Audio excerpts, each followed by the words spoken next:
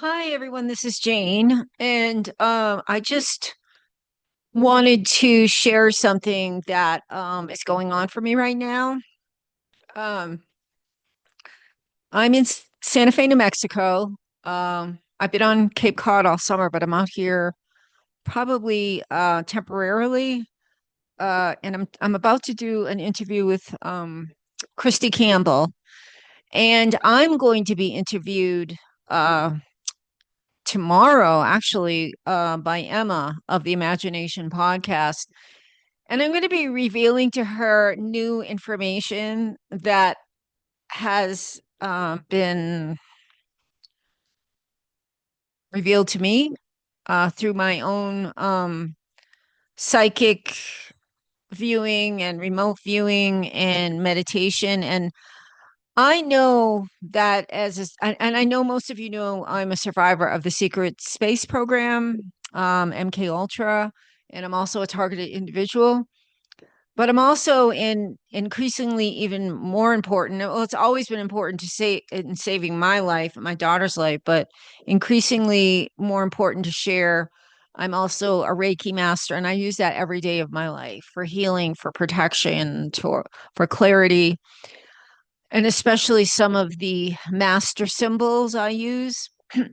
And I'm a shamanic healer. That's been a huge part of my life. And I don't like, I've kind of held back from sharing for some reason. I fall in this no category. And the word shaman is it's so weighted and heavy, and a lot of people don't know what it is, and it has a lot of negative connotations. It shouldn't, it's 100, at least 100,000 years old, probably longer. It's like humans in their most expansive state.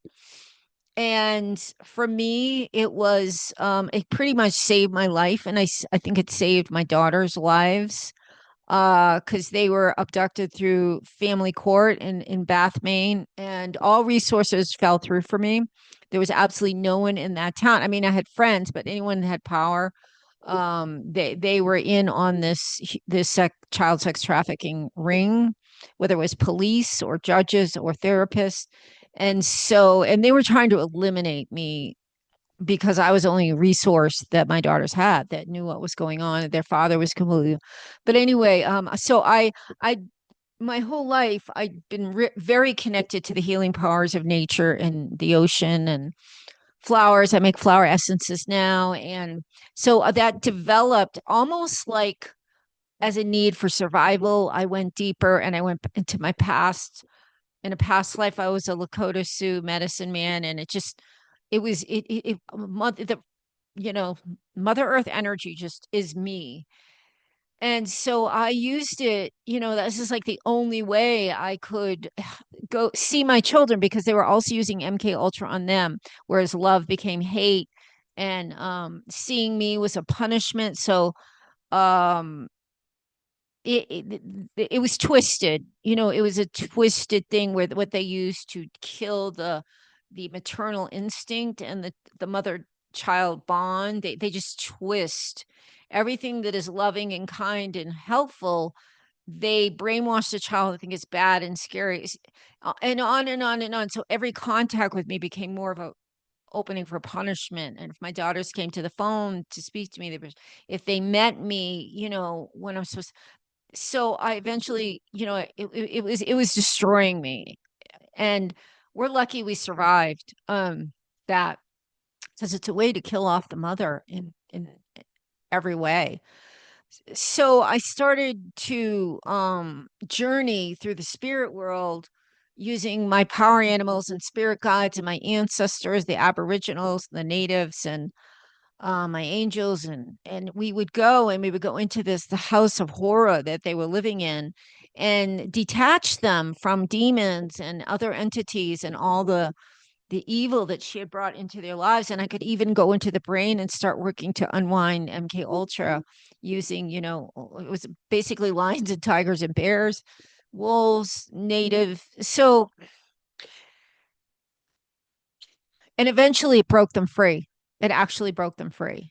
They were able to just literally tear down wooden barricades, detached from all the demonic energy, everything, the brainwashing. I mean, they literally ran from the house the day after I did this massive clearing. And it was like a Lord of the Rings moment where I'd call in the tree spirits, the mountain spirits, the eagle spirits, the angels, the medicine horses. Like I had a huge team because I'd had a dream the night before their house was going to burn to the ground and they were going to die. So it was a metaphor, like you've got to do something, like something really bad's going to happen. And I'm like, I think I saw Lynn Andrews that night, and there was a lightning bolt. There was just like all these things, like you've got to.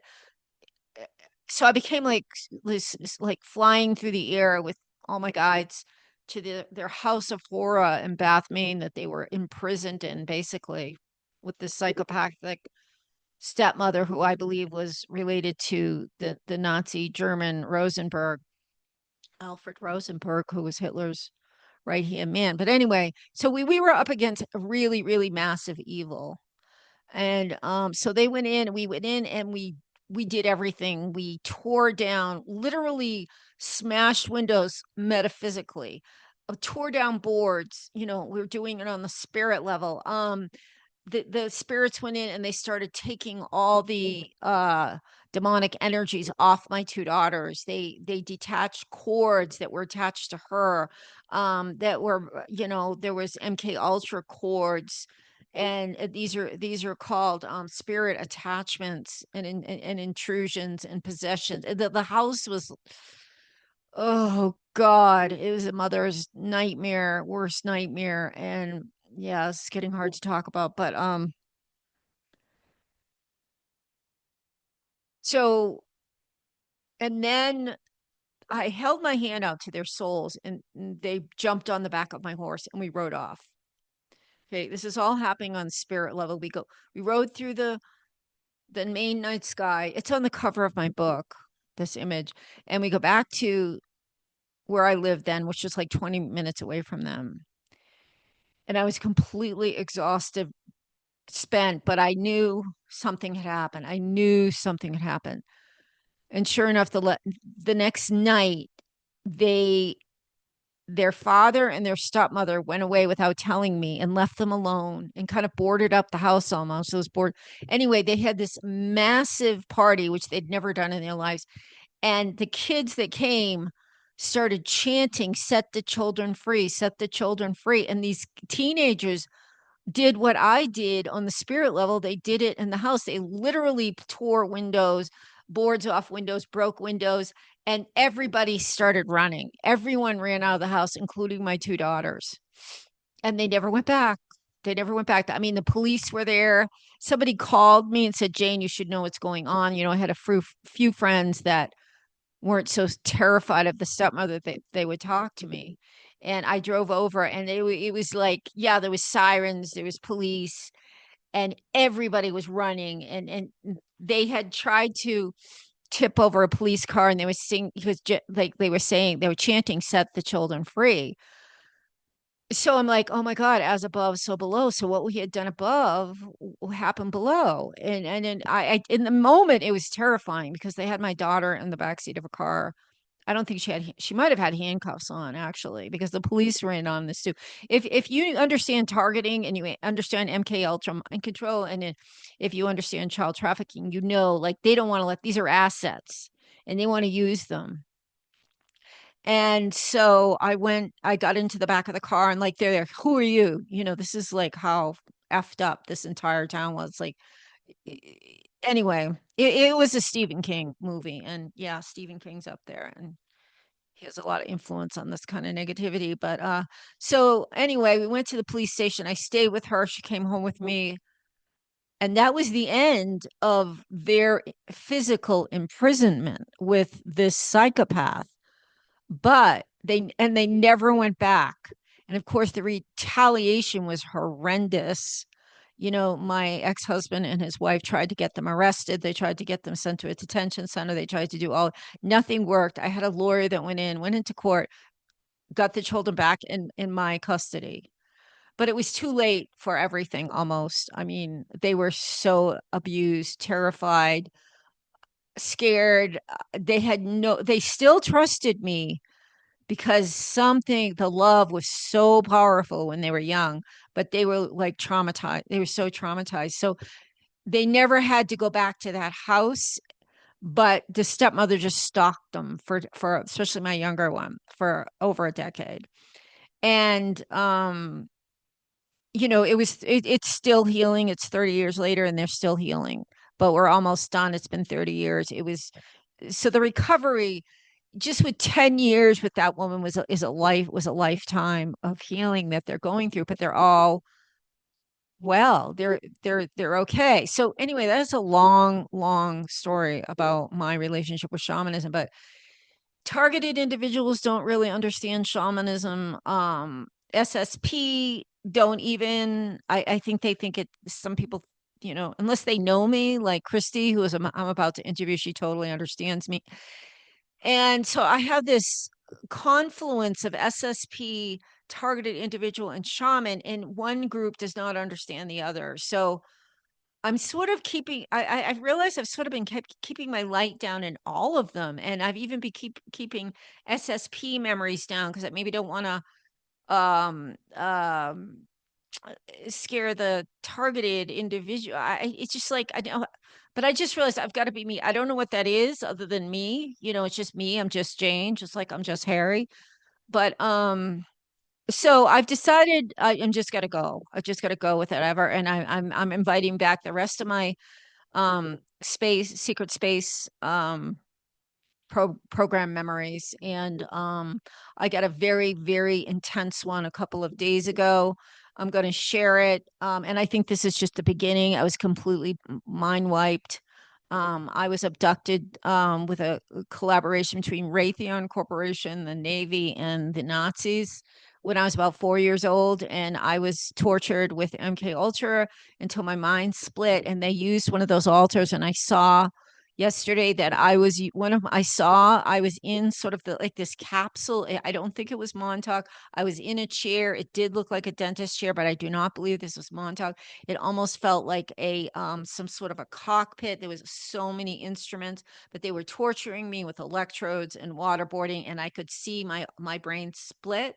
And I saw an altar leave, and all of a sudden everyone was looking towards following this altar, and she came up to, I think it was a Stargate, and it was this alloyed structure. It wasn't metaphysical. It wasn't energy. It felt like it was solid matter, but it was a metal I don't think we have here. It was like a steel, but it was a grayish and very light and incredibly strong. I don't have the words to describe. And there was all kinds of glitches and levers and usually when I worked for them, I was telepathic. This was a relationship with the Stargate. I literally was being used because I had a relationship somehow. I don't know how, because this is all coming in now, this Stargate. I'm going to start opening up to all my past memories of Secret Space Program because it's time. I think I've been avoiding it, and it keeps my light down a little bit. It's ironic, facing the dark actually opens up more light because you remove more darkness in yourself. So I was face to face with I don't think it was a portal. I think it was a Stargate. So I started like talking in my head. So there was with this being that seems to be related to me, or I had a relationship with a Stargate, and that's why they were using me. And I just, I can't even say talking. We were merging with each other. We were joined together. Even though I didn't go into this mechanism, and it motivated the Stargate, and it activated the Stargate. It opened, and I was pulled like this unbelievable force through the Stargate. Seconds, it seemed. This is the recall I've had just 3 nights ago. I think I landed on Antarctica. I've never been to wherever. Well, I can't remember ever being there, but I was there in this recall 3 nights ago with these, which was uh brought about by these scientists or whatever psychopaths in white coats who were doing things to me. I did not see, there was no rape in this, there was no SRA in this.